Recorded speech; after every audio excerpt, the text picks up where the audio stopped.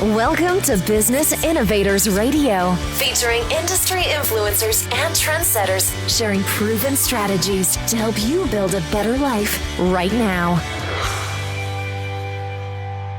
Hello and welcome to the show. This is your host, Neil Howe, and today we have a very special guest, George Hirthler. He is involved in the Olympics. He has made a lifelong career in the Olympics, and he has written a great book, which, I just have read a little bit of it. I haven't read it all, but it's very, very intriguing. Immediately caught my attention, and I'm very interested to find out all about how the Olympics began, the modern day Olympics, and what experience George brings through the writing of this novel. So welcome to the show, George.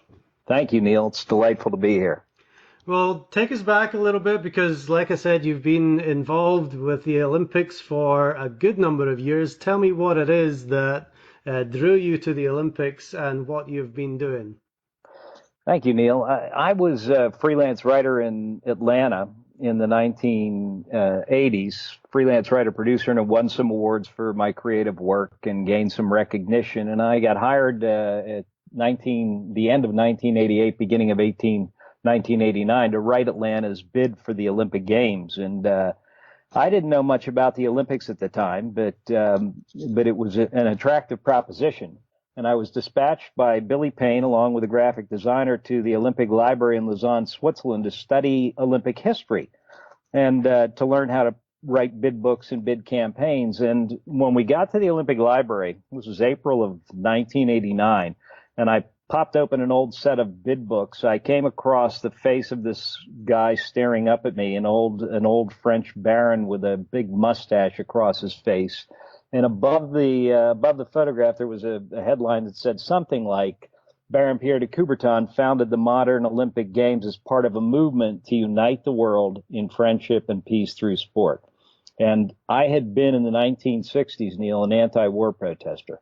And when I saw that message of peace, I thought I was just there to learn how to write about the world's greatest sporting event. When I saw that message of peace, and suddenly it came to me that every time I'd watch the Olympics, I realized it was symbolically the entire world gathered together in friendship and peace through sport. It hit me like a ton of bricks. And from that point on, I was very passionate about supporting the Olympic movement and got all wired up in the work and started writing for cities around the world. Well, I must admit, I didn't know a great deal about the Olympics myself. I recognize Pierre de Coubertin, but, I don't know the history of it. But what goes into writing a bid? What does that mean? I imagine that there's a lot of research and a lot of responsibility to write the bid. I mean, like I said just earlier to you, I came to Atlanta from Scotland right before the Olympic Games in 1995, and the reason that brought me here was because of the Olympics. I thought it was a great city to be. So obviously writing a bid and winning it is extremely important. So tell me a little bit about what goes into that. Yeah, you certainly arrived in a magical period here. Well, if you follow the bidding game around the world, we're in the bid cycle right now. 7 years before the games occur, the International Olympic Committee awards the rights to host those games to a particular city. So right now, we're in the middle of a contest, a 2-year international competition between 3 great international cities, Los Angeles, Paris, and Budapest, for the 2024 Olympic Games. Now, next year in September in Lima, Peru, the International Olympic Committee will award the rights to the 2024 Games to one of those cities. So when you're writing a bid campaign, you're working in a period 9 years to 7 years before the actual event occurs. And across the period of that 2-year time frame, there are about 7 different milestones that you have to hit as a bid city. So you have to submit a MIDI bid book, and then another bid book, and another bid book, and then the IOC sends out an evaluation commission to look at your city and make sure the things that you said in the bid books really are correct. Then there's an international promotion period where you make presentations to various Olympic bodies around the world, and a final presentation where you go before the assembled members of the IOC and you present your case for why you're going to be the best city to host the game. So you're writing from a business standpoint, the writing demands begin in the domestic phase. First of all, in the United States, LA competed against Boston, against Washington, against a couple of other cities, San Francisco, to get selected in the first place. So they started writing on their campaign, say, 10 years before the games began. But the writing demands involve technical materials. As you rightly mentioned, it's a very technical process. You have to figure out where the venues are, establish agreements with the venue owners so that you can use the venues during the games, and then how you're going to handle the athletes, where you're going to put 10,500 athletes along with 6,000 coaches and team officials, where you're going to house them in the city, how the games are going to be broadcast, how the transportation is going to work, where the guests are going to stay. It's like the most massive logistical operation on the face of the earth. It's sort of the equivalent, some people say, of a Super Bowl every day, 2 Super Bowls every day for 17 days in a row. So it's a massive undertaking, and the kind of language you have to write to describe it runs from poetry to technical, to technical descriptions of places and events. So it's pretty complicated.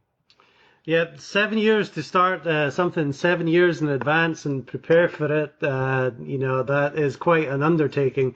Now, you've been involved in a few of these bids, Atlanta being one of them, but what other ones have you been involved in? We won the right to host the games for Atlanta on September 18th, 1990 in Tokyo, Japan, and within 6 months of winning, we beat Athens, Greece, which was the prohibitive favorite. Within 6 months of winning, all the cities that were bidding for 2000 made a pilgrimage to Atlanta, the cities who were bidding for the next summer games 4 years after ours. And they all came through Atlanta to learn what we had done. And Billy Payne, who was the leader of our bid, sent them all over to talk to Brad Copeland, my design partner, and I. And Istanbul, Turkey, asked me if I would come to Istanbul and write their bid.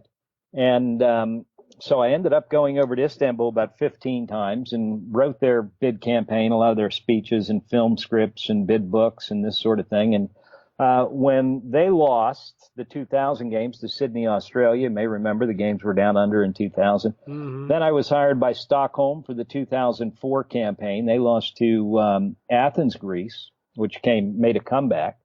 And then I worked on a winter bid with Klagenfurt, Austria, learned how to do the winter games for 2006. Then I got hired by China to be the lead writer on their campaign for the 2008 Olympic Games, and we won. Then I won with Vancouver, the 2010 Winter Games, and then went on to work for New York 2012, Salzburg 2014, Chicago 2016, and Munich 2018. And since then, I've been working part-time. But when I finished the Munich 2018 bid for the Winter Games, and Pyeongchang won that competition, so the next Winter Games in 2018 will be in South Korea.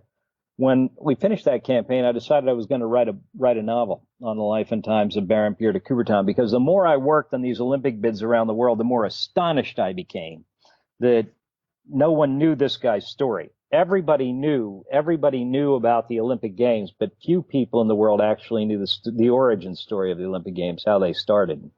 So that was 5 years ago. I started working on this novel and finally got it out this year. Well, congratulations for getting that done. I know it's extremely hard to get it all together, and 5 years in the making to finally get it done.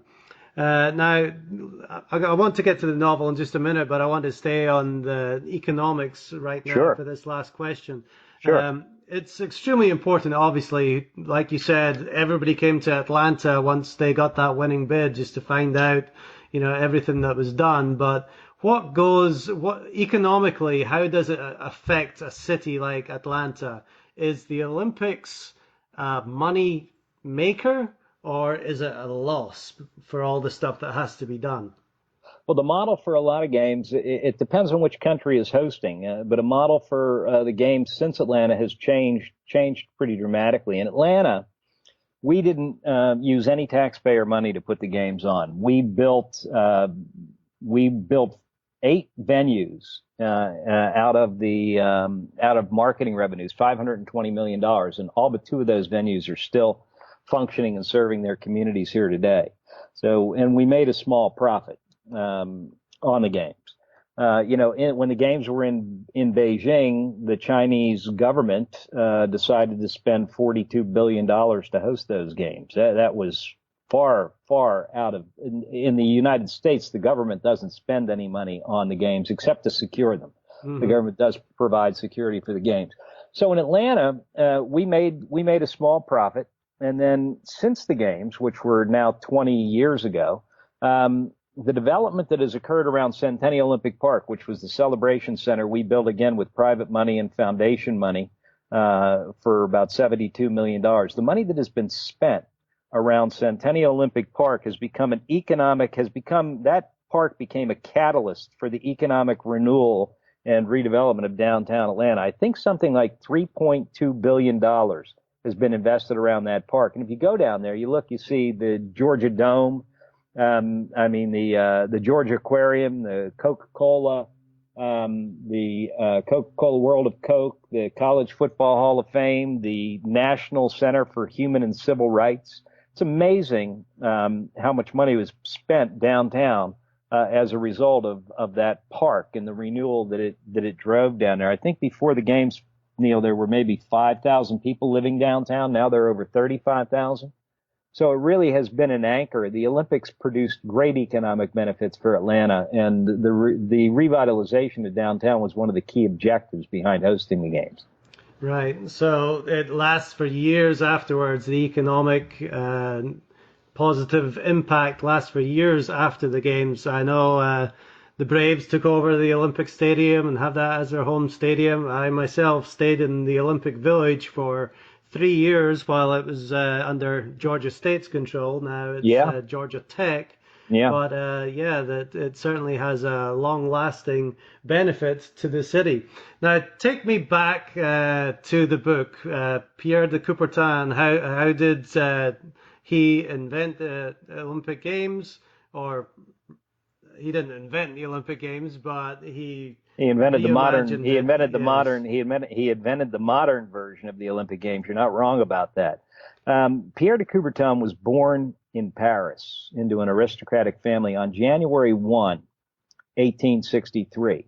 Now, that happens to be the same day that Abraham Lincoln signed the Emancipation Proclamation in Washington, D.C. And that's a coincidence, of course. While there's no relationship between the two, it is true that Coubertin spent his life and his family fortune liberating people through sport. When he was 8 years old, the Franco-Prussian War broke out. So this is in 1871. And the Germans rushed in.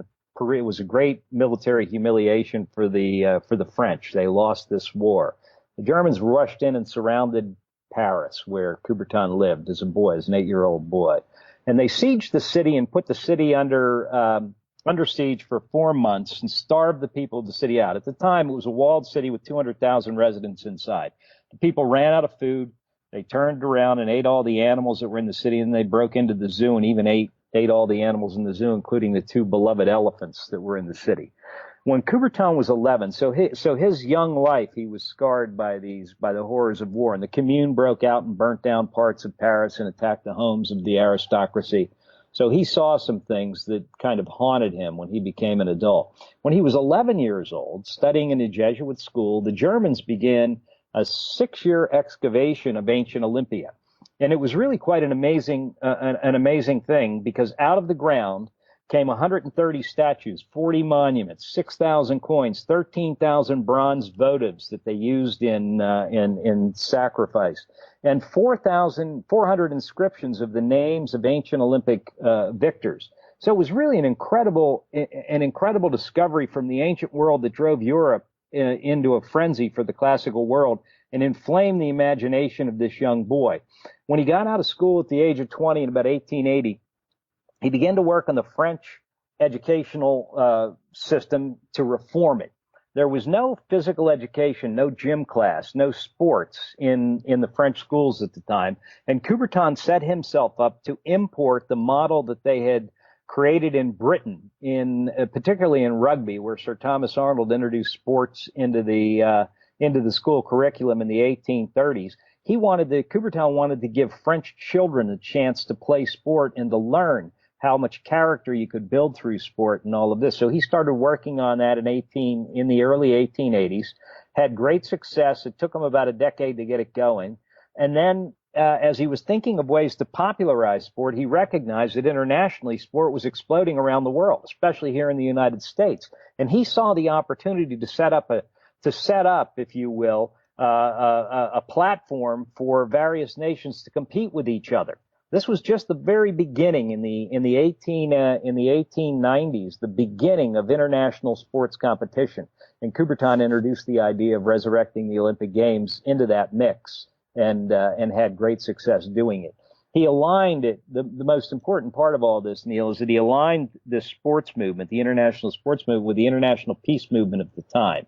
So the scars that were left from his childhood manifested themselves in a desire to produce peace among nations. And when he introduced the notion to 2,000 people in the Sorbonne in Paris on June 23rd, 1894, to resurrect the Olympic Games, he said this: "We shall not have peace until the prejudices which now separate our nations shall have been outlived. To attain this end, what better means than to bring the youth of all countries periodically together for amicable trials of muscular strength and agility." So here Coubertin's idea was, let's use sport, let's use international events, the most prestigious sporting event of the ancient world, let's resurrect it and let's use it to create peace today between nations. And it certainly lasted for a long time through 2 world wars and various other wars. Everything stops during that Olympic period for people to come together, and the Olympic symbol definitely is a sign of peace. That's a great observation. The Olympic movement has survived 2 world wars, political boycotts, terrorism, commercialism, near bankruptcy. Been accused of over commercialism. Now it's fighting a big battle against doping, which you're probably following. Mm-hmm. It's become a very, very large business thanks to the broadcast revenues that television have poured into it. There's nowhere else on the face of the earth where we see the entire community of humanity, all of the nations of the world. There were 208 nations participating in the Rio Games this last summer. There's nowhere else where we see the nations of the world coming together in friendship and peace and actually living together in a single village. The Olympic Village is kind of a microcosm of our world, and it demonstrates that the Israelis and the Palestinians and the Iraqis and the Iranians and the Russians and the Americans can all live together in peace in a single village. And so the symbolic density and the symbolic might of the Olympic Games has no rival on the face of the world, face of the earth today. So the book is called The Idealist, the story of Baron Pierre de Coubertin. Tell me a little bit more about Coubertin and what went into the writing of this book for you. Well, I was, as I said, because I had been an anti-war protester, when I saw that he had founded the Olympic Games as part of a movement to unite the world in friendship and peace through sport, I became very passionate about it. And I started to study his life. I was so astounded, if you will, by the fact that 3.5 billion people tune in to watch some part of the Olympic Games every time they're on television. That was true in London and true in Brazil. And yet they never hear the name Coubertin. The International Olympic Committee never tells its origin story. Imagine if you had the modern civil rights movement without the biography of Martin Luther King Jr. or the anti-apartheid movement in South Africa without the dramatic story of Nelson Mandela. And I couldn't figure out. I just became more and more enthralled with this guy's story, and why the International Olympic Committee wasn't telling it was beyond me. So I decided to put pen to paper and correct the situation. So as I said, he was born into an aristocracy. In 1937, when he died, he lived 37 years in the 19th century and 37 years in the 20th century. 1937, when he died, he was broke. He had exhausted his family fortune putting the Olympics on the global map and making them part of the quadrennial sports calendar. He had spent everything that he had. He had a tragic personal life. His wife was angered because he had also spent her fortune and almost left her broke. Their son was what we would call today, what they called then mentally retarded.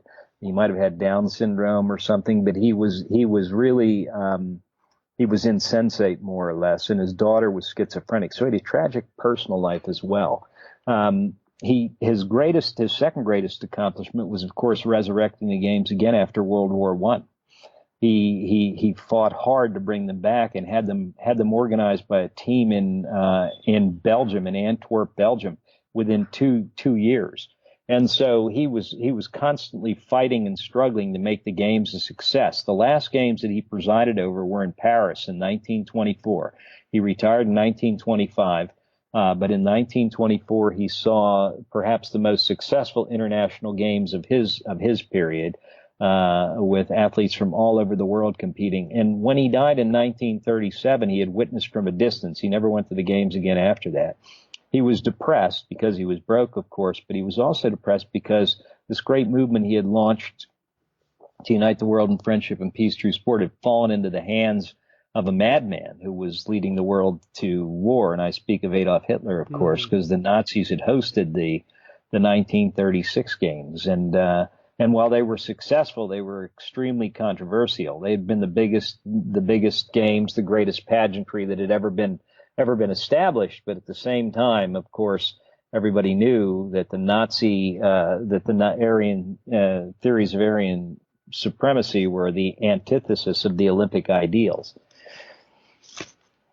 So you're right. This is a fictional book based on facts about the Olympics. So you write it. Tell me about how it's written. You have Jack Sinclair as a journalist that is telling the story of Coubertin. Yeah, the way I set it up, I really wrote it to be a film as well.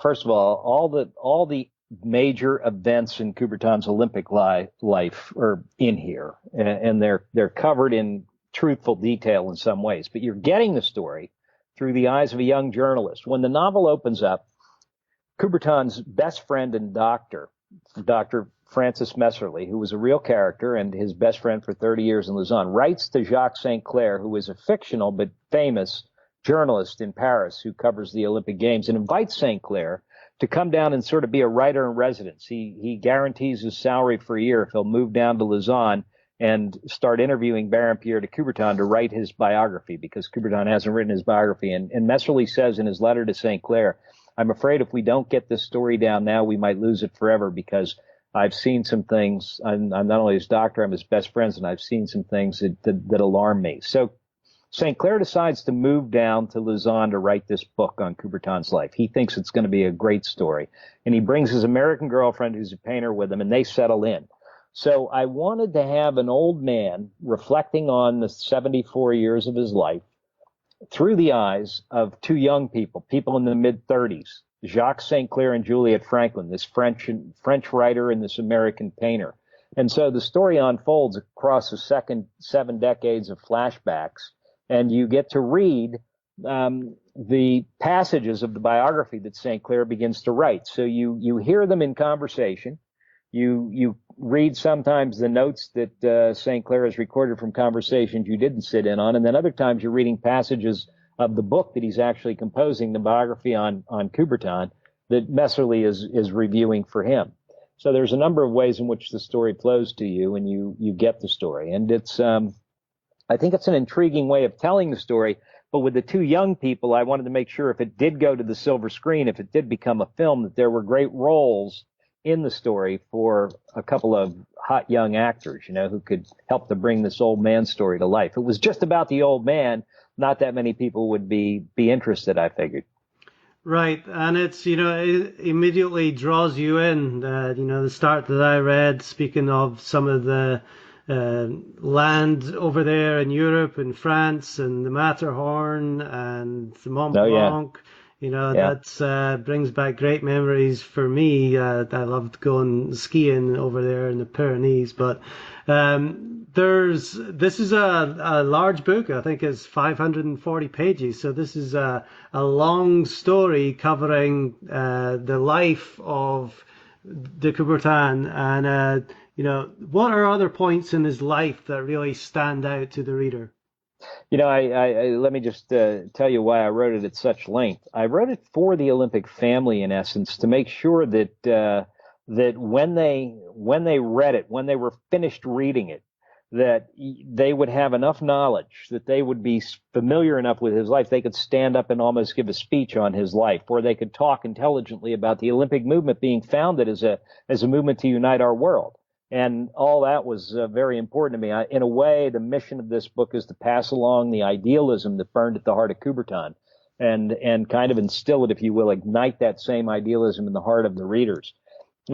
The greatest event of his young career, aside from the war and the excavation of ancient Olympia, which I already described, the greatest event was the Paris Universal Exposition of 1889, in which the Eiffel Tower was unveiled. He was actually built openly.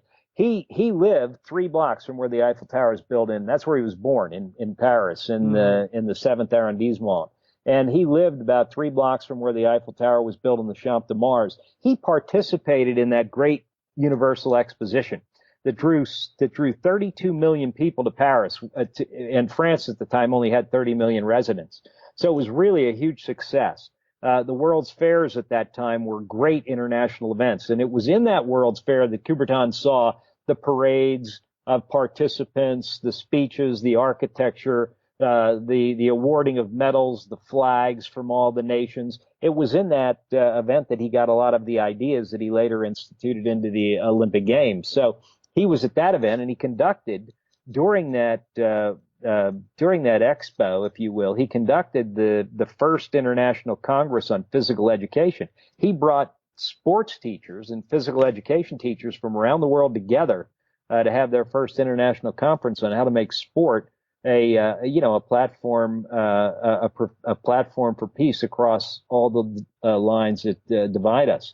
And then, of course, the Games in Paris in 1900 were a great event for him, even though the city sort of pushed him aside and controlled him. The greatest single moment of his career came in Athens in 1896 when the Greeks hosted the first Games.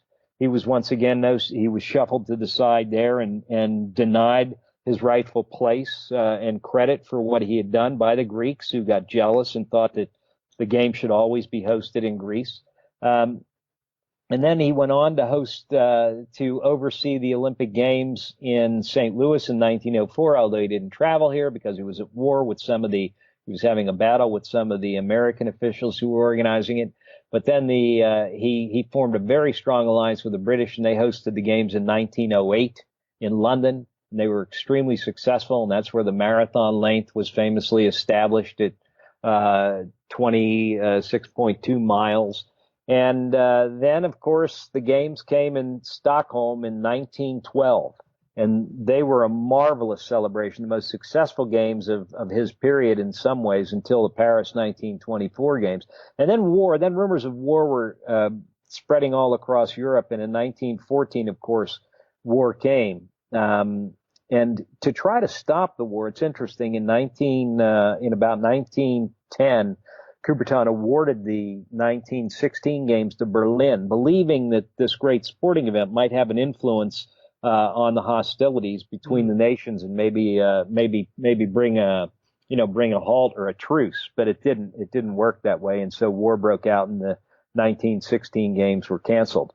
And then, as I said, he resurrected the Games for a second time in Antwerp in Belgium, and then oversaw the Paris Games of 1924. And the Games went on from there to Amsterdam in 28, came over to the United States for Los Angeles' first Games in 1932, which he did not attend. And then he watched from a distance as Hitler and the Nazis hosted the 1936 Games. Now, when the IOC awarded the Games to Germany, it was actually the Weimar Republic that was in power. The Nazis weren't even on the scene. That was in 1930. The Nazis took power in 1933 and turned the Games into what they wanted. Hitler, by the way, was adamant that he wanted Coubertin, who they saw as this ancient figure who could be very symbolic in terms of his approval if he were there. Hitler offered to fly Coubertin to the Games in his personal plane, and Coubertin rejected that offer. He did do a radio recording that was played at opening ceremonies where he delivered his most famous quote, which is the most important thing in the Olympic Games is not to win to take part, but to take part. Just as in life, the most important thing is not to conquer. but to struggle well. Mm. So he lived quite an exciting life. If you think about it, when he was born in the 1860s, all transportation was horse-drawn carriages or horseback. And he was quite an avid rider himself.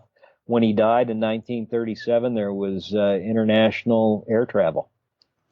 Yeah, Saw a lot of a lot changed during his lifetime, and really he gave his life to the Olympic Games. Billy Payne, the CEO of the Atlanta bid, he said, the incredible story of a man who gave everything he had to unite our world in friendship and peace.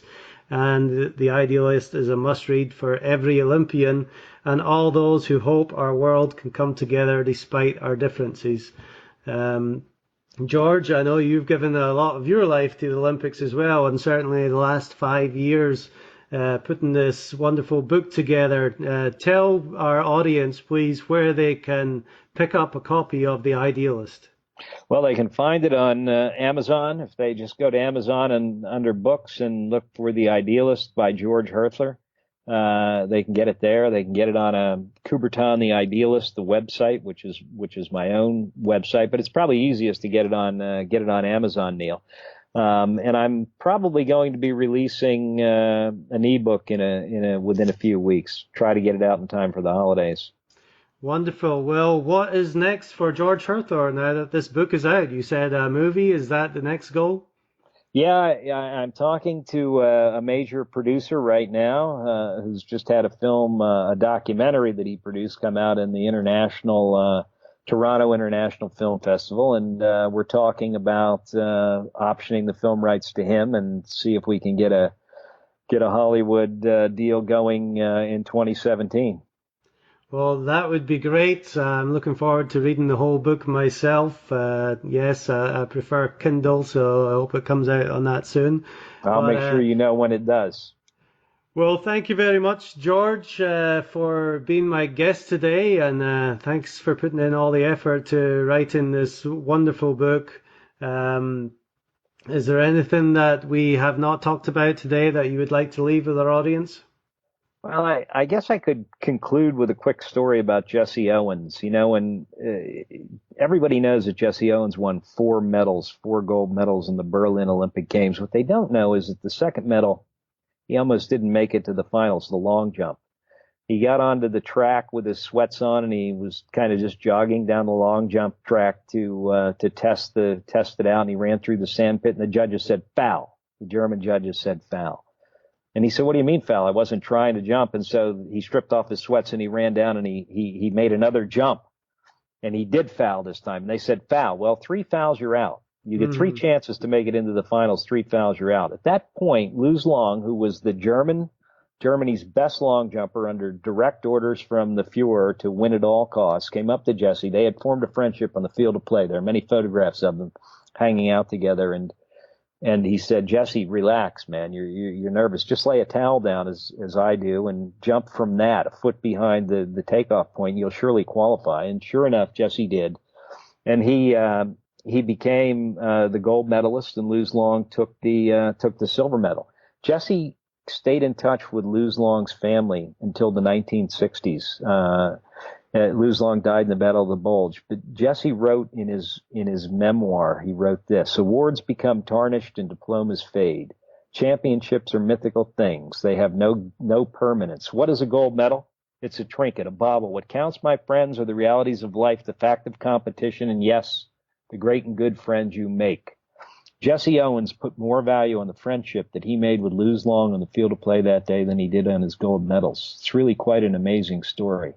The man who is the ultimate symbol of conquest over the Nazis valued friendship in sport above all else. And that was Coubertin's idealism at work in his heart and mind. Well, sports certainly can bring our world together. There seems to be that divisive spirit, especially in the United States right now, right after the election. Yeah, it's true. But the Olympics certainly is that symbol of peace. It brings people together, and we hope that it continues to do so for another 100 years and beyond. Well, George, I appreciate your time today. Thank you very much for talking with me and to our audience. And thanks for being a guest on our show. Thank you for having me, Neil. It's been wonderful talking to you. And to our audience, if you like what you hear, please hit that like button and share, and we'll see you next time. Thanks for listening to Business Innovators Radio. To hear all episodes featuring leading industry influencers and trendsetters, visit us online at businessinnovatorsradio.com today.